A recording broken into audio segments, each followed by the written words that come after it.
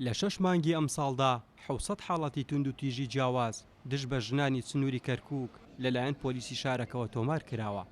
ئەم ئامارە لە کاتێکدایە کە لە 5 ساڵی ڕابردوودا ئامارەکان نەگەیشتون بەم ژمارەیە.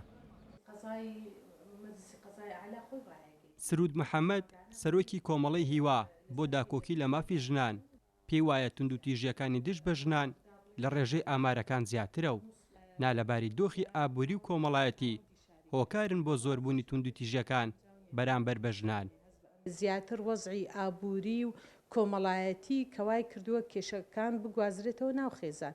بۆیش ئێستا سێرەکەین بەداخەوە یان ئێستا من کە لە محکەمە بووم ئەو ڕێژە هەر زیادەکە ڕێژە کە داوای جیابوونەوە ئەکەن و ئەمانە ئەمەش لێرا بێ حکوومەت پلانێکی هەبێ.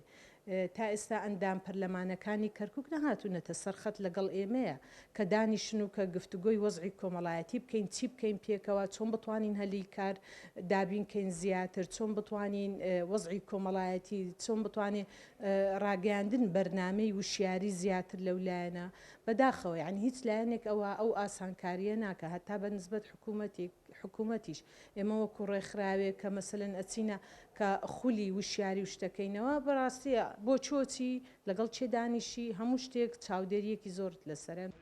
هەر بەپێی ئامارەکان جگە لەو تند و تیژیانەی بەرامبەر ژنان تۆمار کراون لەم 6 مانگەدا 11 ژن پەنایان بردووەتە بەر خۆکوشتن. وتەبێژی پۆلیسیش دەڵێت تەنها ڕووداوەکانی خۆکوشتن و تند و تیژی بەرامبەر ژنان زیادیان کردووە و ڕووداوەکانی تر لە سنووری پارێزگاکە کەم بوونەتەوە.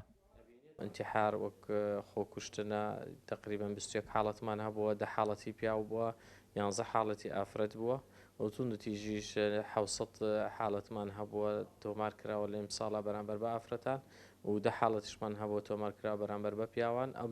ئەم دوو ڕووداوەی لێ دەرچێت لە زیاد بوونایە باقی ڕووداوەکان لە کەم بوونایە.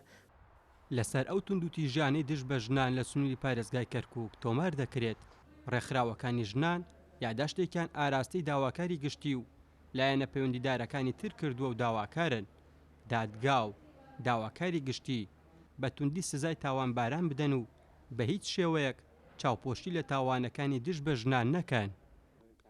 ئاسۆ ئەحمەد، کورسات نیوز، کەرکووک.